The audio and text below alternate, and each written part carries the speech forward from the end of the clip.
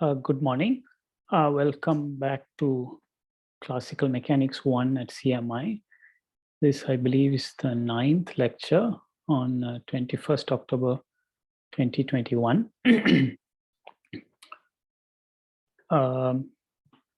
So we are still waiting for still 3 minutes to go. While we wait,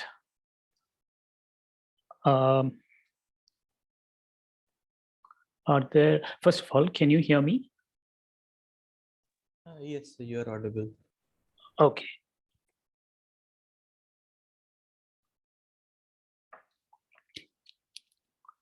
Fine. Sir, could you please just go over what does isolated body means again? Aha. Okay, I will try to do that. Yes.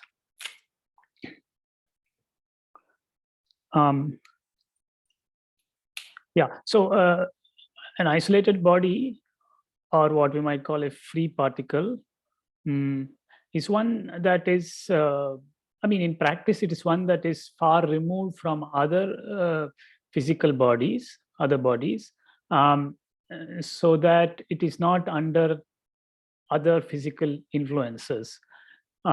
So I think one needs to think of this in practice by getting, and it's a fact of experience in physics that macroscopic forces tend to decrease with distance, like gravity or the electric or magnetic forces. So in practice, it is possible by taking your particle far away from other charged particles or other massive particles, bodies, to make it more and more isolated. And our metaphor for that is a spaceship far away. Yeah, so in particular, you do need to make sure that there are no stray electric fields and magnetic fields present or other gravitational fields. So one needs to try to do that. Of course, one can be a little bit clever also, and though there may be some forces present, you might be able to cancel them out by suitable other forces that you create. Like if there is some gravitational force present, you might be able to cancel it by some opposing electric field or something if the particle is charged. Yeah, so when I say isolated particle, this is what I mean, but that's not the end of the story. It's possible to be a bit more clever and create, in effect, isolated bodies, even in the presence of forces by canceling them out. So for now, that is our working context of isolated body. I will say a little bit more about that in reference to Newton's first law and the idea of inertial frames. Yeah, so does that address your question, Shakti Chauhan? Yes, sir. Yes, sir. Thank you, sir. Okay. All right. So any other, I do intend to speak a little bit more on inertial frames, very briefly at least, which hopefully will address some of the questions towards the end of last lecture. But any other questions right now while we wait for, there are 41 participants now, while we wait, any other question?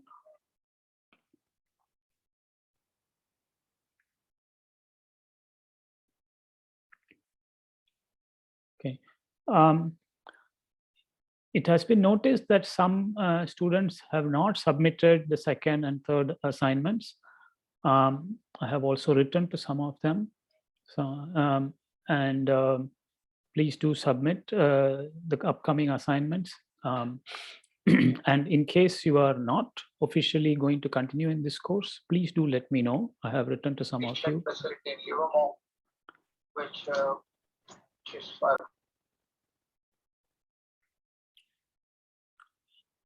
Was that Bijayan Rai speaking? I didn't catch your question.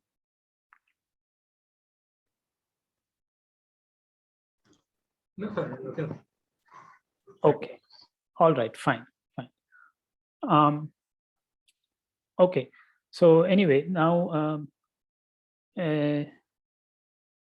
while we wait, no further questions. Okay. Let me then share. Sir, Yes. So we define the inertial frame to the frame in which all bodies are in uniform motion. So what if the body itself is in the accelerated motion, but the frame is inertial?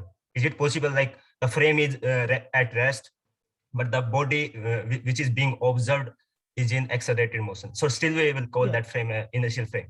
Yeah.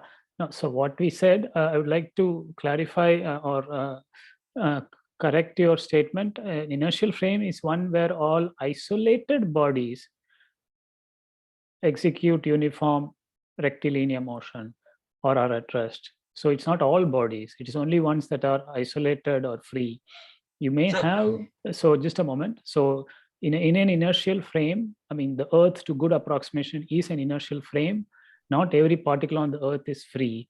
And many particles on the Earth, like golf balls and cricket bats, do not travel in straight lines. And that's because they do experience forces. But if you are able to cancel those forces out, then it should be possible to observe that they travel in straight lines with constant speed. If that is so, then we will say that the Earth is a inertial frame. So no, not every particle in inertial frame travels in straight lines or is unaccelerated. So if there is a particle which like in which on which the force is applied at some point infinity, and it is like being observed with the inertial frame, like it is now it is moving with in a straight line with the accelerated motion.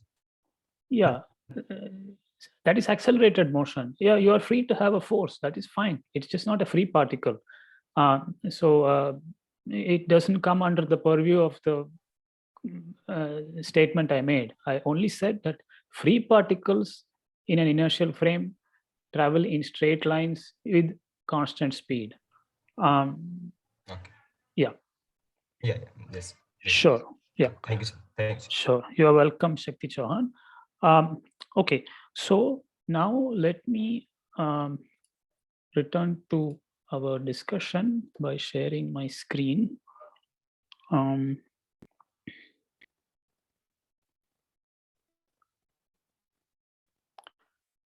Okay. So I just want to recapitulate a couple of statements from last time. The summary statement is one I would like to emphasize. So to summarize Newton's first law is the assertion that there is a frame of reference called an inertial frame in which all isolated bodies, namely those that are far from physical interactions with other bodies, move at constant velocity. Okay. So this is what Newton's first law in somewhat more refined and careful form states. Of course, in practice, when I say the Earth is inertial, we have to decide for what purposes we want to treat it as inertial and which bodies we want to treat. So towards the end of last lecture, I did say that the Earth is inertial for the motion of tennis balls, cricket balls, I mean, falling buildings and such things. But it is not inertial if one is wanting to understand the motion of a spaceship or some other body, yeah, which is far away, and for which the rotation of the Earth becomes very important. Then it is not inertial for treatment of such bodies. So there are, yeah, when I say all bodies that are isolated, yes, strictly that is the thing, but in physics, we often have to put some restrictions to make progress, and that is why I say that Earth is inertial for the motion of tennis balls, falling trees, and such things. It is not inertial for the observation of things far away, for which the motion of the Earth, the non-uniform motion of the Earth, becomes significant. So it is worth keeping that in mind. So strictly speaking, Earth is not inertial. But if we take such a strong view that Earth is not inertial, then well, all is lost then. We can simply say, no, we are going to treat Earth as inertial for certain purposes, but for certain other purpose, we will take into account the non-inertial nature of the Earth. I think that is a more reasonable viewpoint, which is what physicists normally take. Now, immediately the question arises. So I only said that there is a frame of reference called an inertial frame. The question is that frame unique? Or are there many such inertial frames? And as we will see shortly, from a principle enunciated by Galileo, an inertial frame is not unique. So if you have one inertial frame, you can generate other inertial frames from it. We will explain how that's done. Now, from here on, unless otherwise stated, all quantities will be specified with respect to an inertial frame of reference, just so that there is no confusion. But when we need to, we will say explicitly that we are considering a non-inertial frame. Now, there is one more important matter here of great practical importance. It is in continuation of the earlier statement I made that, okay, on the Earth, most particles do feel forces, gravity is present. So what do? Yeah, how do you check whether Earth is inertial or not? So there are many approaches. Yeah, it is not as though everything has to be isolated to check whether it is inertial. You can try to cancel some forces using other forces. So that is one very good strategy. But that is within the purview of Newton's first law. But it turns out that Newton's second law can also help in this purpose.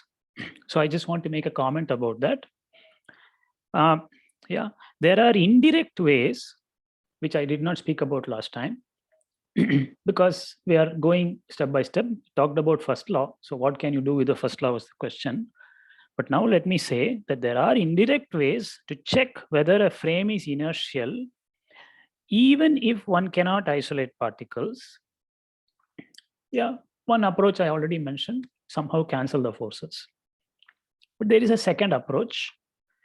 This approach makes use of Newton's second law. Yeah, so Newton's second law I have not yet stated. We will state it shortly. But just to give a preview, Newton's second law is a statement about inertial frames. So that we have to be clear about. Newton's second law holds in inertial frames. Yeah. So it is possible to use Newton's second law and its consequences to check whether a frame is inertial or not. Okay. So let me sketch how you might do that in principle. Roughly, suppose we assume that a frame is inertial. So let's take the Earth. We assume it's inertial. Then we deduce certain consequences using Newton's second law. Okay, so Newton's second law may tell you something about the trajectory of a tennis ball, or how projectiles move, or how collisions occur, and so on. Yeah, so we assume it's inertial. We deduce consequences about certain phenomena, physical phenomena, using Newton's second law as well as the first law. Yeah. Then suppose you find that those consequences are experimentally violated. Okay. Suppose this happens, then one possible explanation or reason for this discrepancy can be that the frame was not inertial to begin with. So you assume something is inertial, deduce consequences using Newton's second law, find those consequences are violated, then you can attribute the discrepancy to the frame itself not having been inertial. Of course, there may be other reasons for the discrepancy. Those reasons will have to be eliminated. Yeah, I mean, there may be experimental errors, there may be theoretical uncertainties, there may be other effects which you have ignored. But suppose you eliminate all those things, and zero in on this one assumption that we assumed it's inertial, but still it doesn't agree with experiment, then we will conclude that, oh, maybe this frame was not inertial to begin with. All right. So this is a very nice way of checking whether a frame is inertial or not, but it requires an additional step, which is Newton's second law.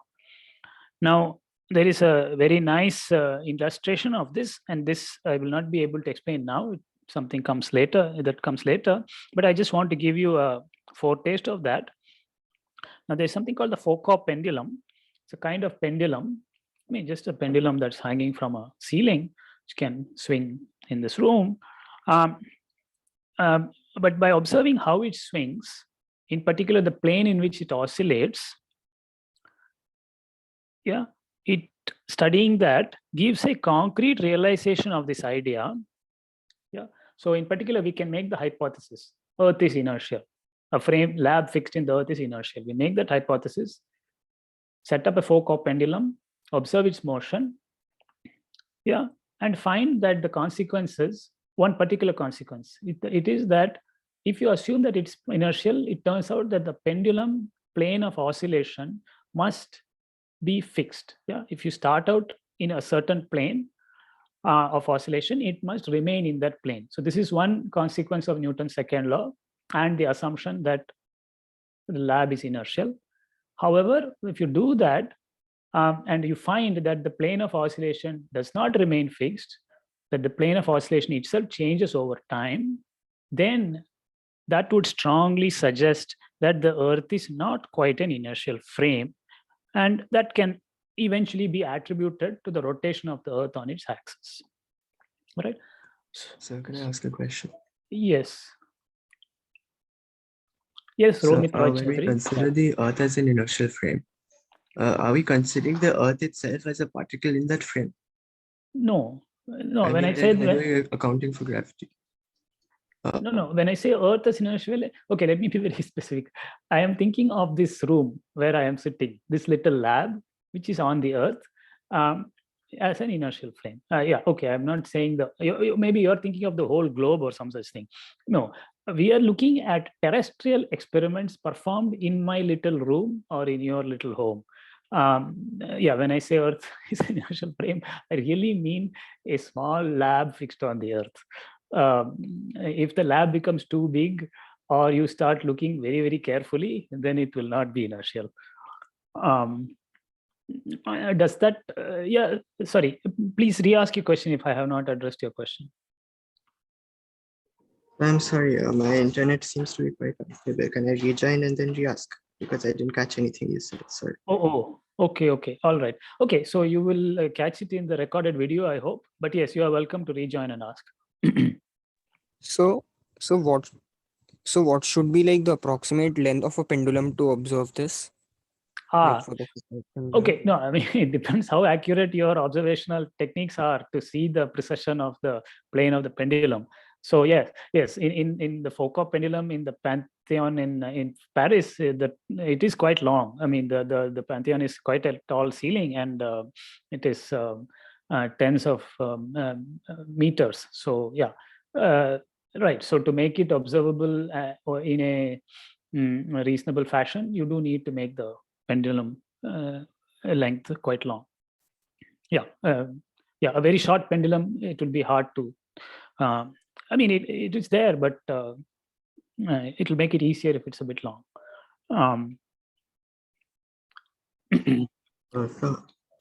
The question that I had was when we're considering. But I just want to clarify, this precession of this plane of oscillation of pendulum is independent of the length of the pendulum. It is just to make the observation a bit easier. This is a fact about pendula, no matter how long it is. So that was Romit's question, was it? Or no, that was Ripunjay Dwivedi's question. Okay, now can we go to the next person who was speaking? Yes, sir, that was Romit's. Yes, please. I mean, this is Romit's. Like what I was asking was, when we approximate the Earth as an inertial frame, we're discarding the rotation factor. The Earth. Okay, so this is your question that you asked previously, right? So I'm asking about gravity specifically. Okay, so first of all, I should be more clear when I say Earth is an inertial frame. I really mean a small laboratory inside my little cabin in CMI. That is what I mean by the Earth. I am not talking about the whole Earth as a big globe. Yeah, I'm talking about a small lab on the surface of the Earth, which is fixed on the surface of the Earth. I'm saying that such a thing, or a little tennis court or badminton court, that kind of thing is an inertial frame. And in such a frame, there is, you are very right, gravity does act over there. There is no avoiding that. But the presence of gravity is not something that will cause too much trouble if you're a bit clever. So you're right, particles are not isolated because gravity is present, but you can be a bit clever. You can somehow cancel out the gravitational force with some other force, or you can make the particle go very fast so that the gravity becomes less relevant. The kinetic energy may be so high that the force of gravity or the torque due to gravity may be small, and you can ignore it. So by being clever, it may be possible to within accuracies that you are interested in, eliminate the effects of gravity and effectively treat a particle as free, and then ask, oh, is it going in a straight line at constant speed or not? All right. So is that, but yes, if there are questions you are asking where the rotation of the Earth becomes important and you can detect that effect, then for those purposes, the Earth is not a frame fixed on the Earth. That is my little lab here is not inertial. So at the end of the day, it really comes down to the accuracy to which you want to make your predictions or your observations. That really is a very important factor in all of this. Sir, if you somehow able to create a lab which is rotating in... Excuse me, Shakti, I just was answering a question due to, no, I have forgotten who asked. Could you just let me know, whoever asked, whether that was adequate or there is any further question about it? Yes, I think that's it. Okay, that was Romit Roy Chaudhary. Fine. Okay, so yes, Shakti Chauhan, could you go on? So if you somehow create a lab which is rotating in opposite direction to the Earth rotation, and that is gravity free, also the air resistance free, then will that be an inertial frame? Okay, I mean, I didn't catch the full drift of what you're saying, but yeah. I mean, in effect, yes, you are proposing a way to somehow cancel the rotation of the Earth and cancel gravity. Yeah, you can do such things, and then yes, then your frame would become inertial to much better approximation. Yes, definitely. But sir, there will still be the tension between the pendulum and like the bob. Look, this is what I just said. Yeah. The question about a frame being inertial is not a question about particles that feel forces. It is about particles that don't feel forces. Yeah, so it is fine to have in your inertial frame lots of things that feel forces. Let them be. The question is really about one which is isolated. So if you create an isolated particle in that frame, does that particle move in a straight line or not at constant speed? If you can answer that question, then you can address the question whether it is inertial or not. There can be tension in other particles and so on. But maybe your question is that how can I ignore that tension when I am discussing the motion of the pendulum? No, you have to account for that. Yes, sir. Yeah. Yes, sir. Okay. Yeah. Thank you, sir. Thank you. Sure. Yeah. Okay. There is some question in the chat from.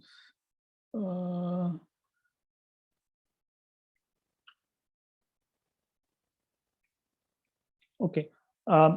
Okay. Romit says, I just wanted to clarify that we don't consider gravity as a force created by a particle, but as a general field force. Yeah. Okay. I mean, yes, the gravitational field of the Earth is a field of force. True.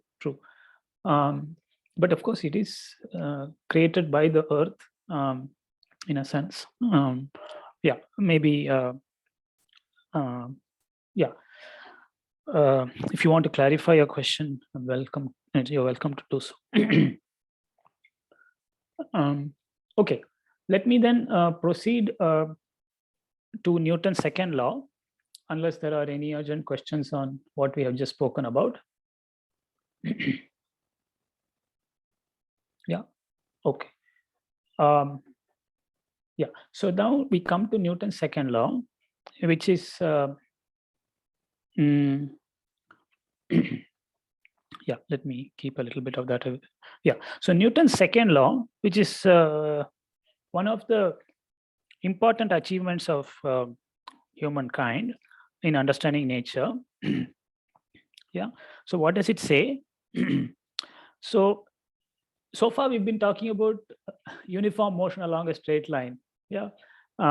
For free particles. So now Newton's second law governs the departure from rest or uniform motion along a straight line in an inertial frame is caused by forces. So this is the first statement, that departure from rest or uniform motion is caused by forces. Okay. And again, in an inertial frame. Because if you watch a free particle that is at rest from a rotating frame, it will not travel in a straight line. And it's not because it is feeling some force. Okay, you just were rotating. That was the reason. Okay, so just to begin with very basic concepts as to what this force may be. You see, we will not be able to give some precise definition of a force, right? We will operationally define it through processes that we watch and do and experience. So for example, tugging at a string that is attached to a ball exerts a force on the ball and it makes it accelerate. This is what we observe. Yeah. Forces typically arise from interactions between objects. So for instance, the earth exerts a force on a ball that is dropped. Okay, so I drop a ball, we say that the earth exerts a force on it, making it accelerate downwards. Yeah, so I'm sidestepping the question of what is a force. I am just giving you examples of forces so that we get used to it. Then we will give some equation and we will work with it. Yeah, now Newton's second law says that the rate of change of momentum, which is denoted P dot, the rate of change of momentum, namely P dot, is equal to the impressed force. Yeah, and in particular, that rate of change of momentum must be in the direction in which the force acts. Okay, that is an obvious consequence. Yeah, so this is the statement of Newton's second law. I said it in the previous paragraph, but this is valid in an inertial frame. So Newton's second law says that in an inertial frame, that's very important, the rate of change of momentum, namely P dot, is equal to the applied force. Yeah, so now for a single particle, the acceleration, which we have already defined as A equal to R double dot, where R is the position of the particle, instantaneous position of the particle, that can also be expressed as P dot by M, because you multiply by mass when defining the momentum, along the trajectory R of t due to the force F is determined by the following equation, which is already familiar to us. Mr double dot is equal to F, or equivalently P dot is equal to F. Okay, so this is Newton's second law. Again, I write here in an inertial frame. So this is Newton's second law. Now this law is valid. So you choose a frame, an inertial frame. Now within that frame, you can choose any coordinate system you like. Okay, you can choose spherical polars, you can use cylindrical coordinates, you can use ellipsoidal coordinates, you can use Cartesian coordinates, etc. So I make the distinction between a frame, a frame and a choice of coordinates in that frame. There's a slight additional data that's provided by the choice of coordinates. Yeah. Now, suppose that the equation I wrote down, Mr double dot equal to F, this equation, which relates to vectors, is valid no matter which coordinate system you pick. Yeah, whether you choose to work with Cartesian coordinates or polar coordinates, this equation is still valid. However, if you work in Cartesian coordinates, yeah, then we can write the trajectory as r of t as a triple x1, x2, x3 or xyz. And then Newton's equation, Newton's second law, becomes in component form mxi double dot is equal to fi. Okay, mxi double dot is equal to fi, where I runs from 1, 2 to 3. Okay. Now, this component form of the equation, component form of Newton's equation, is valid only in Cartesian coordinates. Okay, it changes if you go to curvilinear coordinates, such as spherical polar coordinates. Okay, in fact, this is something we have already observed. While r double dot is simply xi double dot in Cartesian coordinates, in spherical polar coordinates, there were a lot more terms. Okay, there were even cross terms involved: theta dot, phi dot, r dot, theta dot. There were lots of terms. Okay, it's not as simple. So, for instance, in curvilinear coordinates, there could be terms in the acceleration and in components of the acceleration involving products of first derivatives of the coordinates, in addition to naive second derivative acceleration terms. Okay, so this is something important to bear in mind. I cannot simply write down Newton's second law in component form in curvilinear coordinates in this manner. Okay, we need to do something. What do we need to do? We may transform the equation from Cartesian coordinates to the desired system to find the form it takes. Okay. So this is a warning or a caution that we should bear in mind. Okay. Any questions so far on our discussion of Newton's second law? So could you repeat the last part? I didn't really catch it. Okay. Yes, good question. Now, let me recall that in Cartesian coordinates, r is x1, x2, x3 or xyz. All right. Now, in plane polar coordinates, or let me work in 2 dimensions. Okay, let me drop the third one for simplicity. In plane polar coordinates, r is you have 2 coordinates, namely r and theta. Yes, and the acceleration is not simply r double dot r hat plus theta double dot theta hat. Okay, this is emphatically wrong. Yeah, whereas in in Cartesian coordinates, it is certainly true that the acceleration is given by x double dot x hat plus y double dot y hat. It is this distinction that I am making. Yes, sir. Yes, sir. Okay. So if we define some variable called, let us call it xi, yeah, xi1 and xi2 as r and theta, and somewhat naively write down Newton's second law as m xi double dot is equal to fi, this will not be true. Okay, because the acceleration in polar coordinates is not simply r double dot and theta double dot. There are other terms. There are cross terms. Okay, there are things like r times theta, yeah, cosine theta and such things. Okay, so that is all I'm saying. So Rooptak, is that clear? Yes, sir. Yes, sir. Okay, good. Okay, fine. Any other question about Newton's? Yes. I have a doubt, sir. This is Yes. Srimati. So, Yes. force, I mean, I didn't quite understand how we define force, like force. You said we're not going to define it explicitly now, but like we've connected it to like acceleration, which we defined earlier, right? So Yeah. are we basically are we defining it in terms of acceleration? Oh, no. Yeah, no, not quite. Force is some new concept that we are deducing from experience. Okay, so acceleration was defined by looking at a trajectory or some curve and differentiating it twice along the curve. I mean, the position twice along the curve. So it was a geometric quantity that you could define that way. Unfortunately, force doesn't have such a definition, at least not at this stage.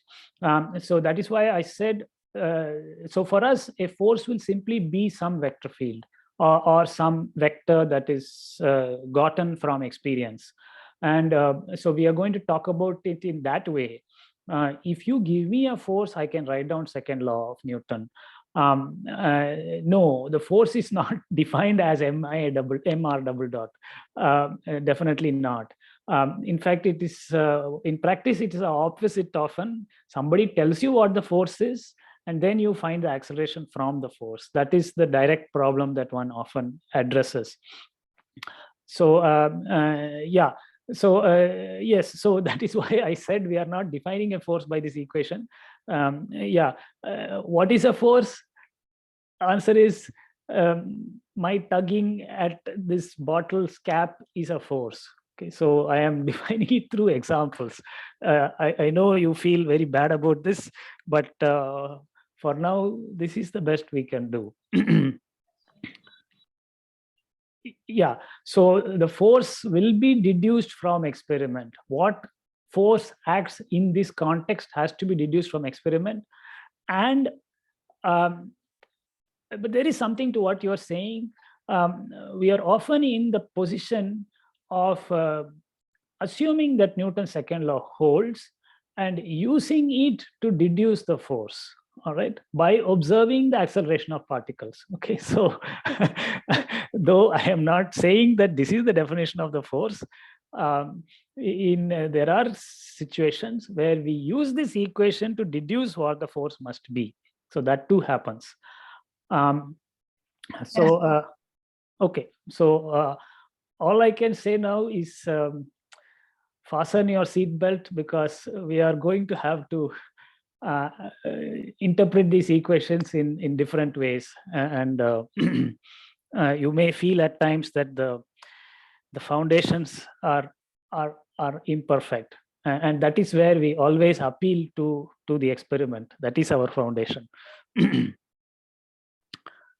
Okay, so any further question about that? That was from Srimati.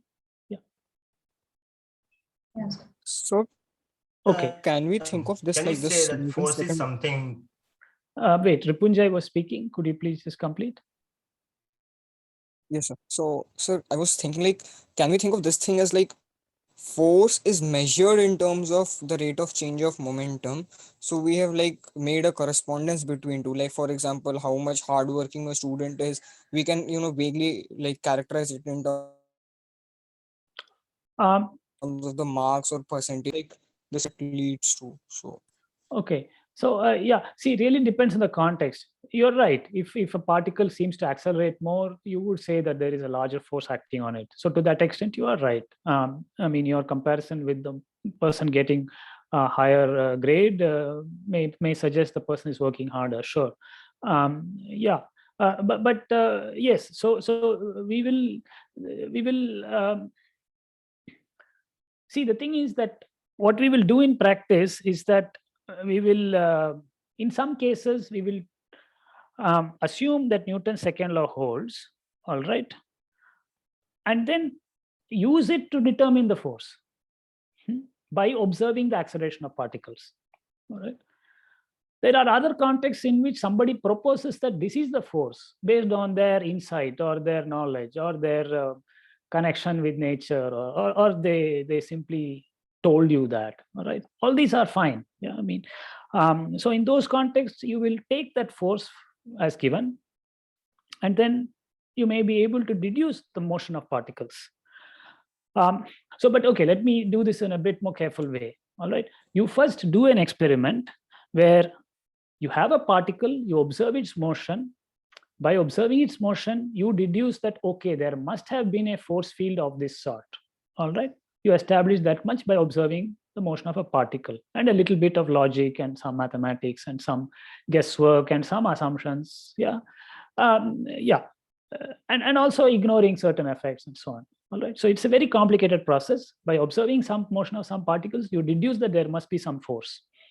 All right. So that is called the inverse problem, the determination of the force from the observation of particle motion.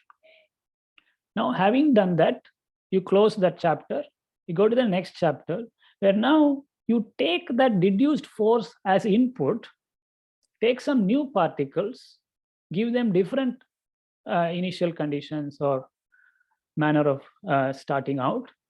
They will move in different ways, but you will be able to predict how they go based on the force you have deduced from the previous chapter. All right. This is called the direct problem, where the force is known to you based on previous experience or previous chapter's results. And now you can predict the motion of a particle. Okay. So physics goes back and forth between both of these, where now by using the known force, you calculate the trajectory of a particle. If it agrees well with what you see, you say, I'm happy. There is some small discrepancy. You may say, oh, no, the force I deduce is not quite that. I have to make some small correction. Then you improve it. You go back and forth this way. So Ripunjay, is that helpful? Yes. So basically, like it's like summit of acceleration or the rate of momentum is our way of detecting a force or like perceiving a force, and based on this we can like go back and forth. Correct. Exactly. Sir, yes. Sir, another thing.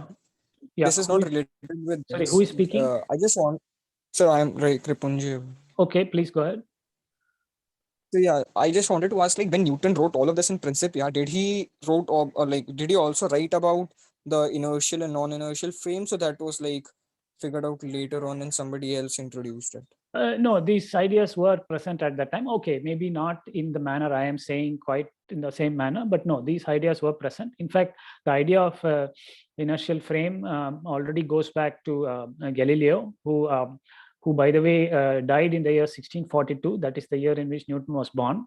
So yeah, so these ideas, I mean, they got refined and are better understood later on, but the kernel of these ideas were present at that time. The manner of expression and precision of some of the statements may not be quite the same as we have now, but make no mistake, Newton had things figured out pretty well, in some ways ahead of his time.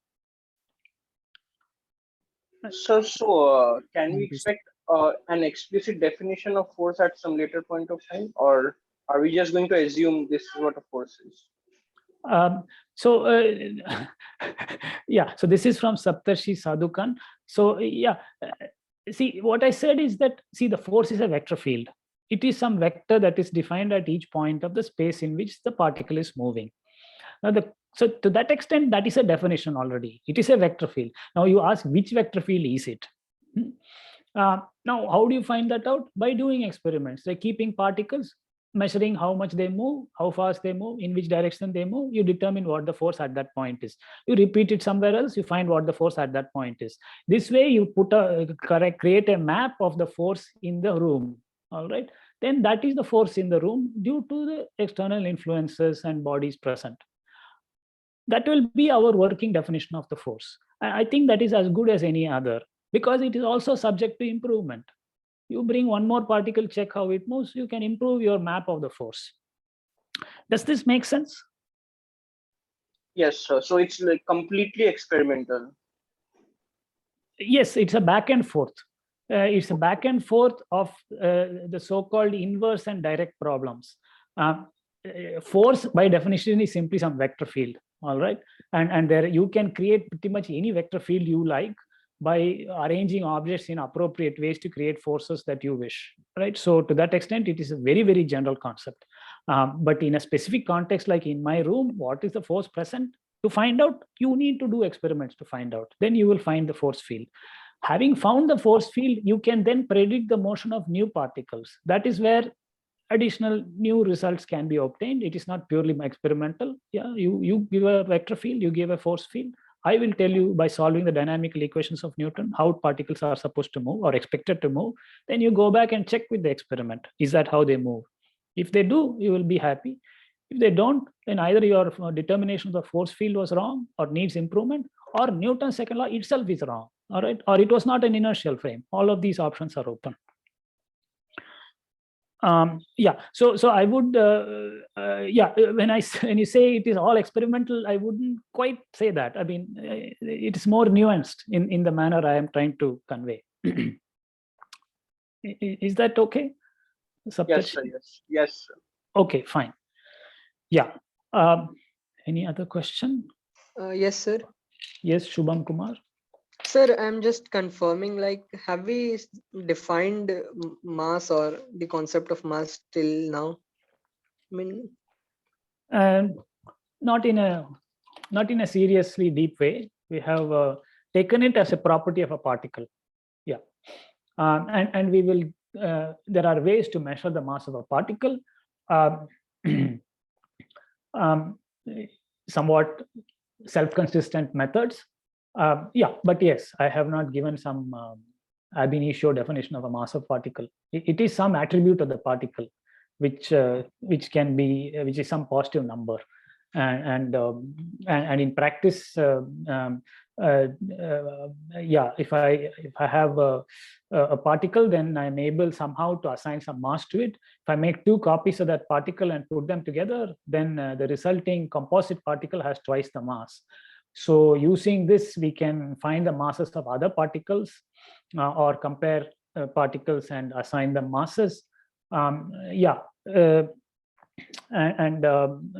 yes, in some ways, we will use Newton's second law to measure the mass of a particle in some context and so on. So yeah, so the process is not so straightforward. There are other mathematical definitions of what a mass is using ideas from algebra and so on. Yeah, but that still, you want to find the mass of a particle, you need to do some experimentation and make some theoretical framework. See, the mass of a particle is not defined independently of the theoretical framework in which you speak of its mass. All right, so it is partly dependent on the framework of Newtonian mechanics. Yeah, it is not some sort of independent concept. You do use the concepts of Galileo and Newton to measure the mass of a particle in some reliable fashion. Which I'm not going into right now very much. Okay, that was Shubham. Does that help at all at this stage? yes, sir. Thank you. Okay, yeah. So Ishan Verma is asking, just to clarify, F equal to ma holds, but F is not defined as mass times acceleration.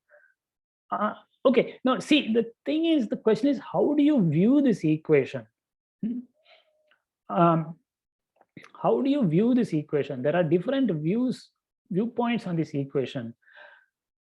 We now agree that, suppose we have determined that this lab, this room is an inertial frame. Now, however, this particle here, this bottle here is not free. When I drop it, it actually falls. It doesn't go in a straight line and doesn't travel at constant speed. Therefore, we deduce based on Newton's proposal that there must be a force. Now you ask, what is that force? Well, you determine it by observing the motion of this bottle. Okay, so that is the viewpoint we might take on this equation at this stage. That is a way we might determine the force by observing accelerations. So to that extent, your statement is true. The force is in this context defined as the mass times acceleration of an observed body. But putting together lots of such observed bodies, we get the force as a field everywhere in this room. Okay?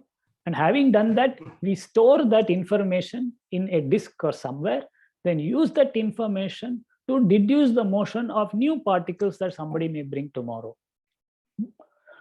So Ishan Verma, is that clarify things at all? Okay, good. He says yes, it is clear now.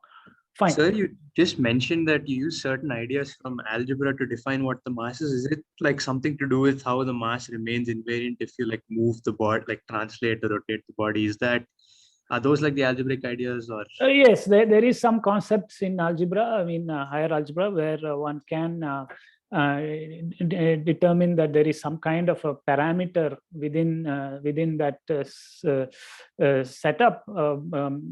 There's some constant in that setup, which then you identify as the mass. Yeah, it's some kind of invariant. I wouldn't call, yeah, it's a kind of invariant. Yeah, it's a kind of invariant. Okay, thank you, sir. Yeah.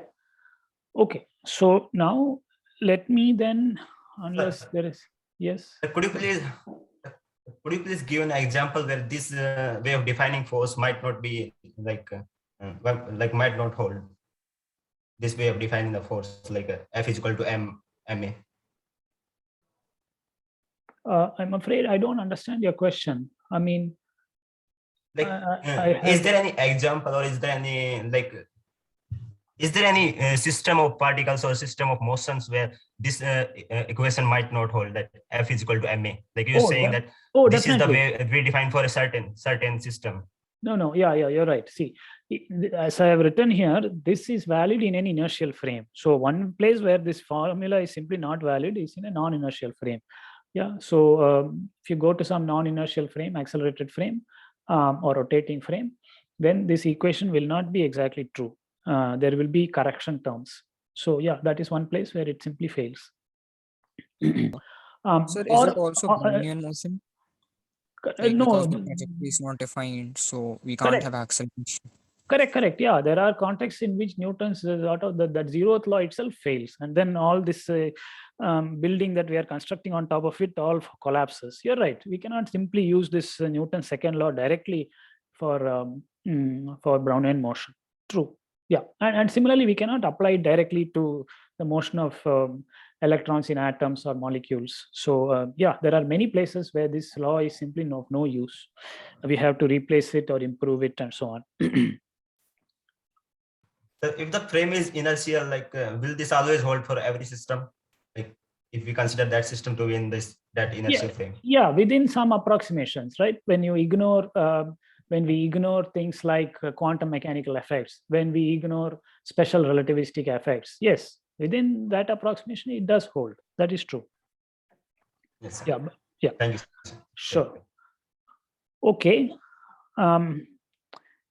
Then let me make a couple of additional comments on this Newton's second law, or things we observe from it. Yeah. Newton's second law, when written as mr double dot equal to F, is actually a system of three equations. Yeah, it's three equations. When I write it in component form in Cartesian coordinates, there are three equations, but each of those equations is a differential equation.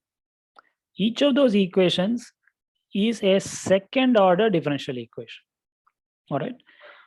So being second order in time, Newton's equation requires both the initial position r, let us say r of 0, r at time 0, as well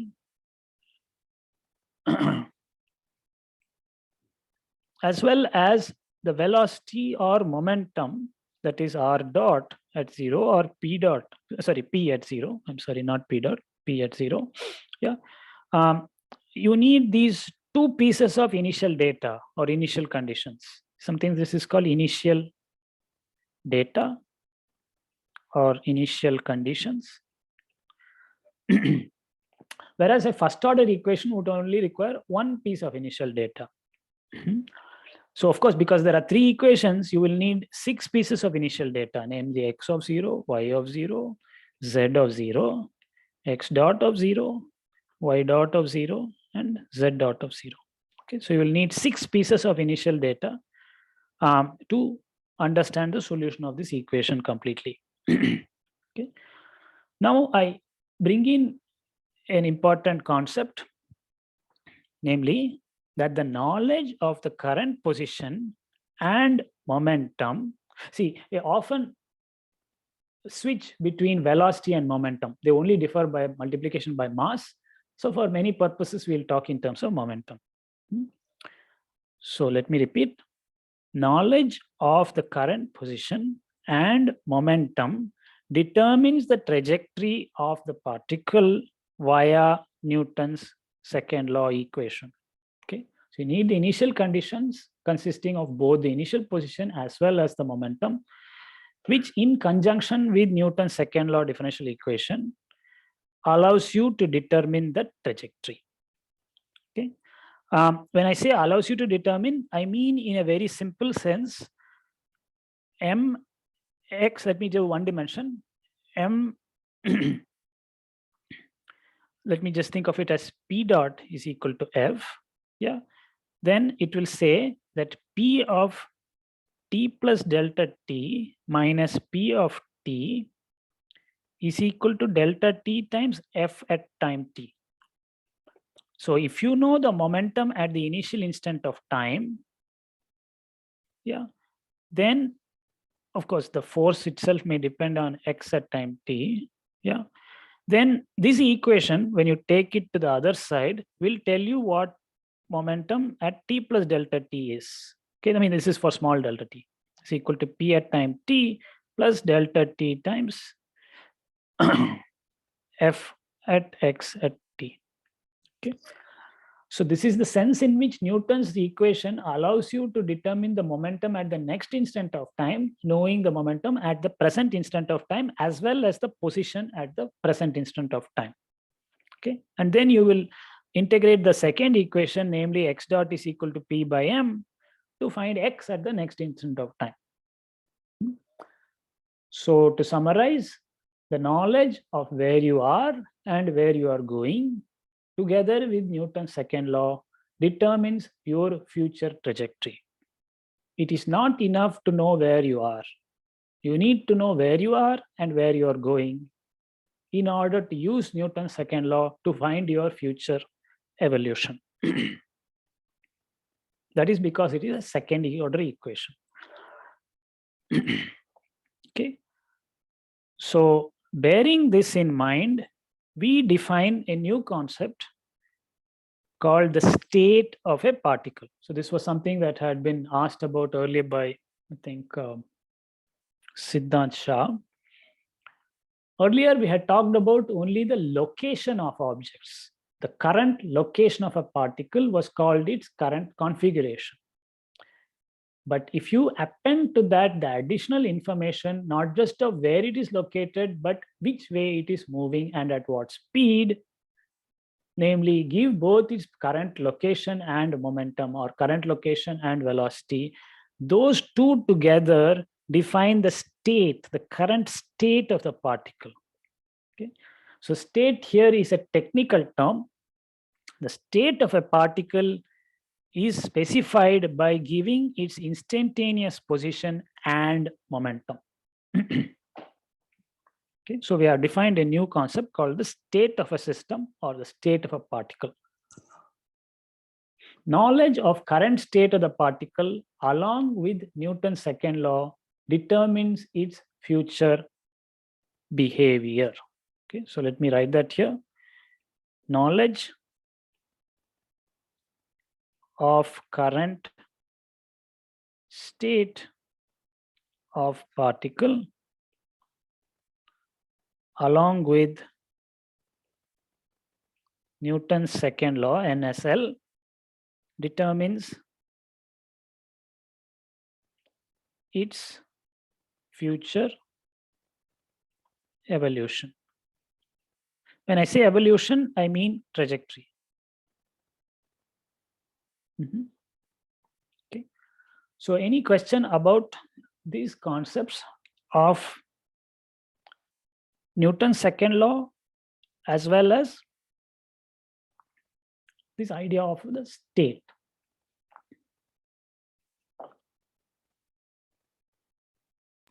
So what is it, NSL? Knowledge of current state of particle along with NSL.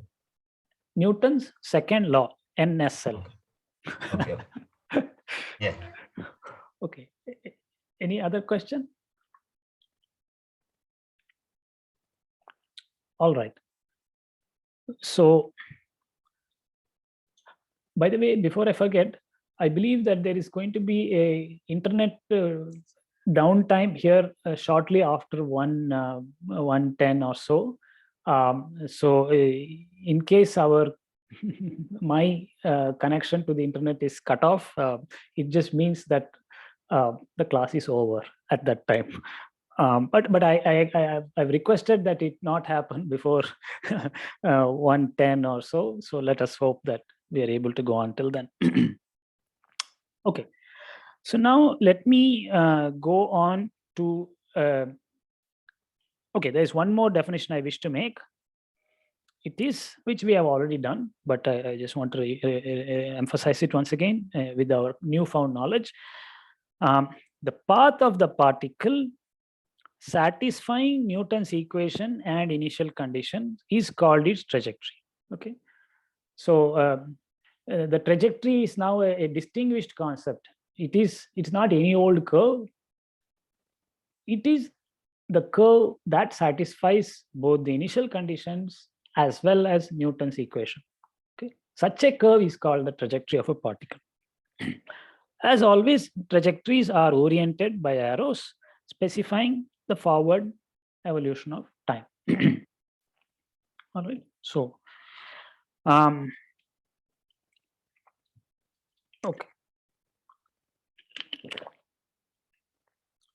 Let us now go on to another very interesting and in some ways concept that predated Newton's second law.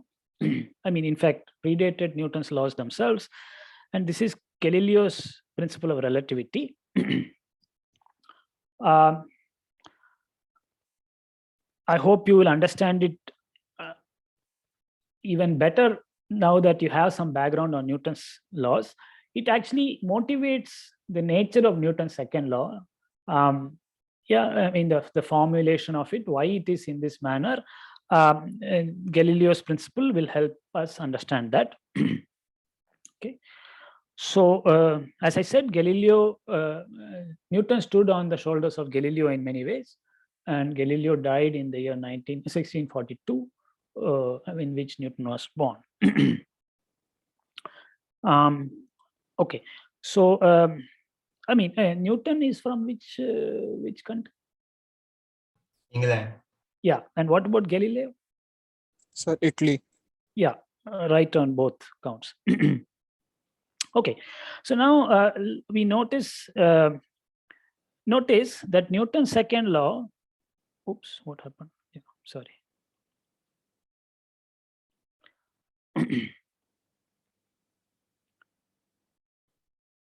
Notice that Newton's second law relates the force to the second derivative of position along a trajectory. We have been commenting about this, but we are going to give some physical reason why this is the case. Yeah, as opposed to say the first derivative or third derivative or fourth derivative, etc. All right. So Newton's second law is very specific. It relates the force to the second derivative of position. Why is this? Well, Newton did it this way in order to incorporate Galileo's relativity principle. Now let us understand what that relativity principle or observation was. Roughly speaking, what Galileo postulated or proposed. So Millen-Paul is asking, sir, how did Newton arrive at second law? Okay, I am addressing that question to some extent. Yeah. So maybe this will help answering Millen-Paul's question. Yeah, that is why is it the second derivative of position and not something else? Yeah, I mean, I think also a lot of experimentation was involved, that observing things falling on the earth, and there must be something that is causing this falling, and that something was encoded in a force field because it was present everywhere. I mean, cell phones fall here, so do they fall there? So, and there's a manner in which they fall. So there is some kind of field which tells you which way they fall and how fast they fall. So that was put inside something called the vector field or the force field. And then the question is, how does that force field affect the motion? I mean, does it directly affect the velocity? Does it affect the acceleration? Does it affect directly the position? Yeah, there are all these possibilities. And by using the insights from Galileo, Newton zeroed in on the second derivative. Yeah. So I hope Milan Paul's question will be addressed in the coming minutes, at least in part. And I will say more about this also as we go along. But we must also be understanding of the fact that at the end of the day, it's a proposal. Newton's second law is a proposal. Now, there are many other possibilities, and we may be able to eliminate some of them using Galileo's principle or using certain experiments and observations. But it doesn't mean it's the only possibility, or that later studies will just will always confirm it. They may say that it's not quite right, we have to change it. And that is what has happened.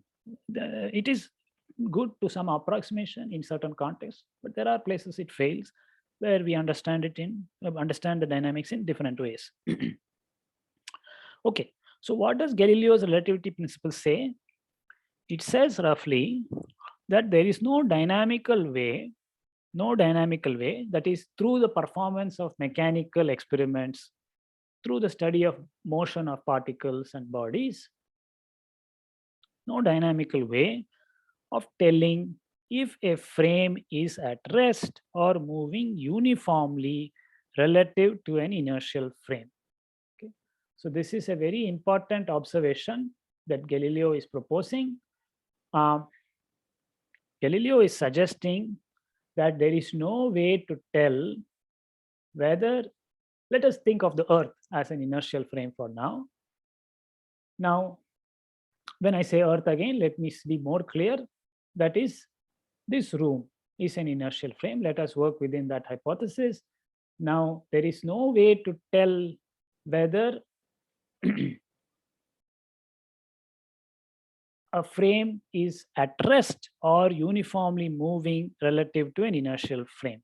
Okay, that is, suppose we consider another room that is moving uniformly, and somebody sits inside that room and performs mechanical experiments. Yeah, that person cannot determine whether their car, in which I call it a room, let's call it a car. Yeah, that person cannot determine that that car is moving uniformly relative to the Earth, or is at rest relative to the Earth. Okay, so this is what Galileo is proposing. Well, Galileo proposed it not in cars but in ships. So let me say that. So in 1632, Galileo Galilei observed that it was not possible to detect the uniform motion of a ship, that is constant velocity motion, without rocking. Okay, so you have a ship that's moving in a river, or a large boat that's moving in a river or in the sea. Suppose it is not shaking and so on, so it's moving uniformly. Then Galileo says that an observer who is sitting inside the ship, not looking out doesn't count as mechanical experiments. Yeah, so that's why he said, by performing mechanical experiments under the deck of the ship, okay, so without looking outside, yeah, performing mechanical experiments sitting under the deck of the ship so that you cannot look outside, it is not possible for that observer in the ship to tell whether the ship is at rest relative to the Earth or is moving uniformly. Okay. So this was Galileo's proposal, and this is called Galileo's principle of relativity. Yeah. Now, let me say that again, because it is a very important observation and has remained with us in physics well beyond Newtonian mechanics. This principle continues in suitable form to be valid in relativistic mechanics as well. So in 1632, Galileo Galilei observed that it was not possible to detect the uniform motion of a ship relative to the shore by performing mechanical experiments under the deck of the ship. Okay, so this is Galileo's proposal. And this proposal is elevated to the principle of Galilean relativity, which states that the laws of mechanics must take the same form in two inertial frames that are in uniform motion relative to each other. Okay. So the impossibility of detecting uniform motion relative to the shore is then abstracted, and we say that the laws of physics in both these frames, namely the shore frame and the ship's frame, must take the same form, so that you cannot tell from those equations or the consequences of the equations which frame is at rest, which frame is moving. Yeah, you cannot tell without looking outside. Okay, so according to Galileo, there is no concept of absolute rest. Okay. So just as a remark, as I mentioned earlier, Galileo's principle of relativity continues to hold in special relativistic mechanics. Yeah, that is beyond Newtonian mechanics. Some modification is needed, namely to accommodate the constancy of the speed of light. Einstein had to modify the transformation rule that relates the coordinates in two frames that are in uniform motion relative to each other. So Einstein had to do some other modification in order to accommodate the constancy, finiteness, or speed of light, but he did not tamper with Galileo's principle of relativity. That continues to hold. Yeah. So first of all, I want to emphasize that suppose a ship is at rest in the dock, it's docked. A person inside does some experiments using particles, yeah, springs and so on. Some particles, falling bodies, yeah, collisions of balls, things of that sort. Find some results. Okay. Then somebody makes that ship move at constant speed. Yeah, I mean, of course, you have to start it moving, then it reaches some constant velocity. Then that person does those same experiments. By looking at the results of those experiments and comparing with the results of the previous experiments, the person inside cannot tell that the ship had started moving. Okay, this is what Galileo is saying. Okay. Okay. Yeah. All right. So Ripunjay asks, sir, this proposal doesn't necessarily imply the order of differential equation to be greater than 1, but not necessarily second order, right? Yeah. So yes, I am going to comment on this. Sure. Yeah. So Ripunjay's question is going to be addressed in a moment. Yeah. So the order of the differential equation is related to Galileo's principle, and I will address it, but it doesn't constrain it completely. Perhaps that is what you're alluding to. Yeah, Galileo's principle does not imply that it has to be second order. It allows for more possibilities, which then you have to eliminate using additional physical information, other experiments, etc. Yeah, so okay. Any question about the statement of Galileo's principle?